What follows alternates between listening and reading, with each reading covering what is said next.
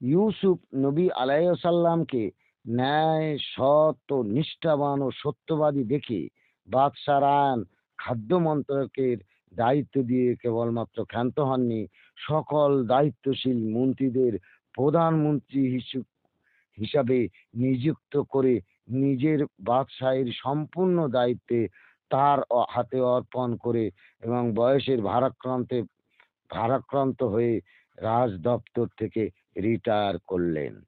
বিপুল হর্ষধ্বনির মধ্য দিয়ে মহাসমরে মিশর দেশের মালিকানা গ্রহণ করলেন আমাদের ইসলামের ন্যায় নিষ্ঠাবান নবী হজরত ইউসুফ নবী আলাইসাল্লাম। বলিল্লাহুম্মা মালিকাল মুলকে তুতিল মুলকা মান তাশা ওয়া তানজিউল মুলকা মিম্মান তাশা। পাক কালামে আছে, এই মুলকের মালিক আল্লাহ, মালিকানা যাকে ইচ্ছা তাকেই দান করেন, যাকে ইচ্ছা তার কাছে কেড়ে নেন। তো বন্ধুরা, আমরা সবাই একবার আলহামদুলিল্লাহ বলি। এই বাদশাহীতে সবচেয়ে বড় খুশি হয়েছিল বিবি জুলাইখা, আর তার আগে তার স্বামী খাদ্যমন্ত্রী আজিজ মেজর মারা গিয়েছিল। জুলাইখা ভাবলো, এবার কি আমার ইউসুফ আমার দিকে ফিরে চাইবে? না, এ কি ভাবছি আমার আমার প্রেম কি তার উপর আজও আছে? না, তার প্রেম আমার উপর আছে, হয়তো আমার কথা তার মনেও নেই। সে রাজকার্য নিয়ে পড়ে আছে। এক বুদ্ধি করি, আমার ঝি চাকরদের নিয়ে তার পথ অবরোধ করব। না, এ কি ভাবছি আমি! ছা ছা ছা, এবার সে আমাকে সহ আমার ঝি চাকরদেরকে সবার শুলে চাপাবে। ভেবে ভেবে জুলাইখার মতিভ্রম ঘটলো। উল্টো পাল্টা বকতে শুরু করলো। দাসীদের ডাকলো, বললে, তোরা ইউসুফের অশ্বরোহী বাহিনীর পথ অবরোধ কর, একদম ফাঁকে বেরুতে দিবি না। মেন দাসী বলল, সর্বনাশ, বাদশা নামদার আমাদের সবাইকে শুলে চাপাবে। সবাই বলল, আমরা পারবো না দিদিমণি, আমরা পারবো না। একজন বয়স্ক দাসী বলল, দিদিমণি, ওভাবে হয় না। তাছাড়া তাকে পাওয়ার জন্য তোমার খালি মার মুখী চিন্তা ভাবনা বন্ধ করো এসব। তোমার আর রাজ বেগমের ক্ষমতা নেই। সাম্রাজ্য শুধু রাজ ভাতার ভাতায় তোমার চলে। তাছাড়া তুমি তাকে যা মার মেরেছো, যা অত্যাচার করেছো, এবার সে বদলা নিতে পারে। জলায়খা মোয়া কান্নায় ভেঙে পড়লো, চোখ ফেটে এলো জল। ভাবছি, চোখ মুছে ভাবছে, আমার বিপদে আমার পাশে কেউ নেই। হে আমার আল্লাহ, হে ইউসুফের খোদা, তুমি আমাকে দয়া করো। আমার আমার যৌবনকে পুনরায় ফিরিয়ে দাও। আমার ইউসুফকে আমাকে দাও। আমার কি পুরুষ সম্ভোগ হবে না? তবে কেন আমাকে নারী সৃষ্টি করেছো? আমাকে মৃত্যু দাও। আকাশবাণী হলো, তোমাকে আর নপুংস স্বামী দেব না। তোমার ভাগ্যে স্বামী আছে। না না না, আমি কোনো স্বামী চাই না, আমি শুধু ইউসুফকে চাই। হায়, আমি কি ভাবছি! চেঁচিয়ে বলল, এই শয়তান দাসীরা, আজ আমার ধৈর্যের বাঁধ ভেঙে গেছে। কোনো দোহাই মানব না। আমি একা ইউসুফকে অবরোধ করব। আমি মরব, ওই ইউসুফের ঘোড়ায় পদপিষ্ট হয়ে মরব। চলেছে বীরাঙ্গনা, পথের মাঝখানে হাত তুলে দাঁড়িয়ে আছে। খাটাস খাটাস শব্দে ইউসুফ বাহিনী আসছে, ইউসুফের অশ্বরোহী বাহিনী আসছে। দাঁড়াও প্রতীকবর। ইউসুফ বলল, কে তুমি কন্যা? পথ ছাড়ো। আশ্চর্য, ঘোড়াগুলো দাঁড়িয়ে গেল। সেনাপতি দেখলো, ইনি তো জুলেখা, কি করে চাবুকটা মারি, পথ পরিষ্কার করি বা কি করে। চাবুক উঁচিয়েছে।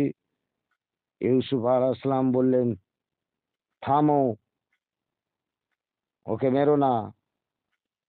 এই কন্যা, কে তুই? বলল, তোমাকে যে জেল খাটিয়েছিল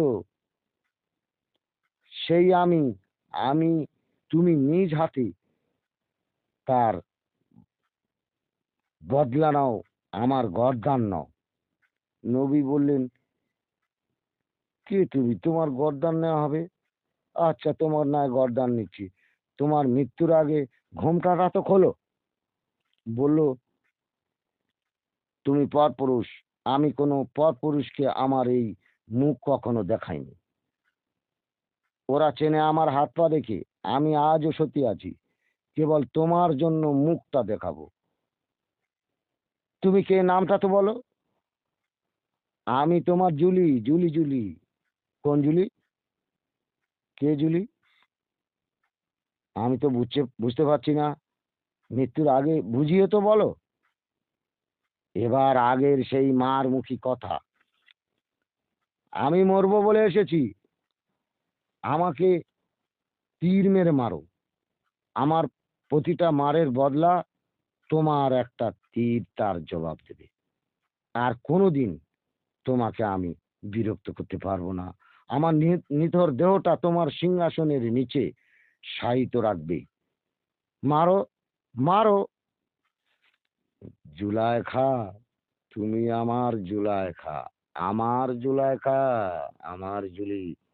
আল্লাহ তোমাকে আমার জন্য সৃষ্টি করেছেন। আজ তুমি খালি আমার। তুমি ঈমান আনো, আমি তোমাকে ভালোবাসবো, আমি তোমাকে বিয়ে করব। বলল, আমি সেই দিন থেকে ঈমান এনেছি, কিন্তু প্রেম ভালোবাসা আর আমার মধ্যে নেই। খোদা প্রেম আমাকে এমন পরিব্যাপ্ত করে রেখেছে, আত্মহত্যা মহাপাপ। তাই আজ তোমার হাতে আমি মরব। বললেন, একবারের জন্য তো আমাকে চেয়েছিলে, তা মরার আগে আমাকে বিয়ে করে সেই আশাটা তো পূরণ করতে পারো তো। সেনাপতি, তুমি একটি হস্তিকে সাজিয়ে আনো, সুন্দর পালকি ভাবে সাজিয়ে আনো। ও আত্মহত্যা করবে না। ওকে মহা সম্মানে আমার পরম পিতৃব্য বৃদ্ধ রায়নের কাছে পৌঁছে দাও। পৌঁছে দিল। বৃদ্ধ রাহান বললেন, মা জুলেখা, তুমি ইউসুফের সাথে বিয়েতে রাজি হয়ে যাও। বলল, আব্বুজান, আমি আপনাকে জ্ঞান দিতে পারি না, তবু একটু বলি। নারীদের এক সময় একটা মন তৈরি হয়, আর সেই মন থেকে ভালোবাসার জন্ম হয়। আর সেই মনটা মাত্র একজনকে দেয়। সেটা আমি ইউসুফকে দিয়েছিলাম।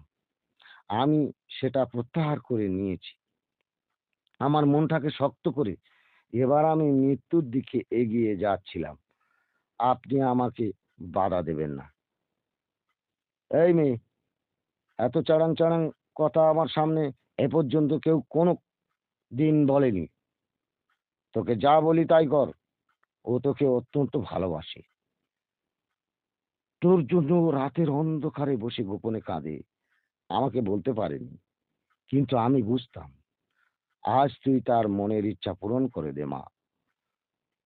তোরা নারীরা সব করতে পারিস। ও ধর্মপ্রাণ ছেলে, ও ধর্মের কাজে বেরিয়ে যাবে। তুই এই সাম্রাজ্য দেখাশোনা করবি। তখন জলায়কা চিৎকার করে কেঁদে বৃদ্ধ রাহান পরম পিতৃব্যর পায়ে জলায়খা লুটিয়ে পড়ল। রায়ান বললেন, আয় মা, আমার কোলে। আমার কোনো ছেলে মেয়ে নেই, তুই আমার ছেলে, তুই আমার মেয়ে।